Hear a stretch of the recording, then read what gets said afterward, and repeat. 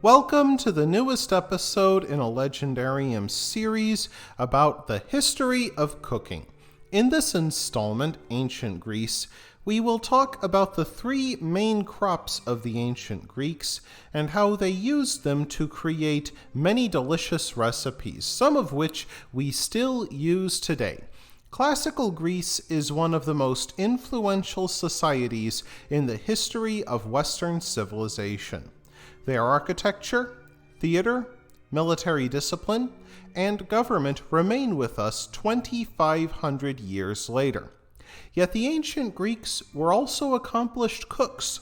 Their three most important crops, grain, grapes, and olive oil, are known as the Mediterranean Triad.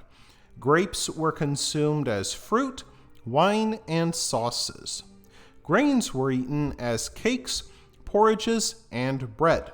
The ancient Greeks had many purposes for bread. They used it as a napkin and a scoop for thick soups and sauces. Olives could also be eaten as fruit, but more often it was consumed as olive oil. Olives were first grown 7,000 years ago in the Levantine region, modern-day Jordan and Israel. In time, olive cultivation spread to Crete and Greece. Olives became one of the first commercial products traded across the Bronze Age Mediterranean and continued to be a cash crop during the Classical Age. Olive trees were grown in hillside terraces shored up with stones. In addition to being eaten, olive oil was used as sunscreen, to treat burns and lacerations, and for anointings in certain religious rituals, as olives were seen as a gift from the gods.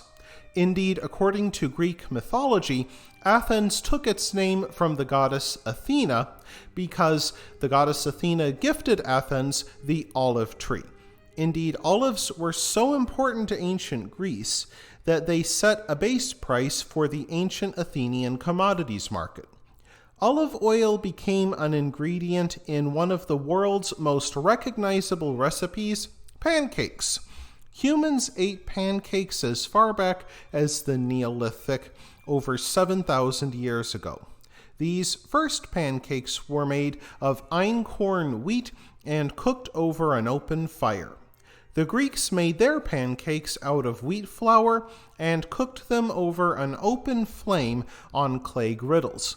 They mixed in curdled milk, honey, and of course olive oil. As the Greek trade network grew, they added more exotic ingredients like sesame. The Greek love of olives informed two other recipes. The first would be cheesecake, made from honey, flour, soft cheese, and sometimes olive oil. This dish was served at weddings, festivals, and even the first Olympic Games in the year 776 BC. Later generations further flavored these cakes with orange and lemon juice. The Greco-Romans also made a dish called Epityrum, made from unleavened flatbread covered with a sauce made from diced olives, fennel bulbs, and vinegar. Of course, wealthy Greeks had access to the most exotic ingredients, and their cooks put them to good use. They used sauces made from psyllium, herbs, cheese, and dried blood. Greek cooks also used peacock eggs, canepe trays of sea urchins, wine-soaked bread, and roast pig. By the 3rd century BC, the Greeks also started to make garum, a fish sauce made by combining fish guts, blood, and salt, and letting the mixture ferment until it released a strong-smelling liquid.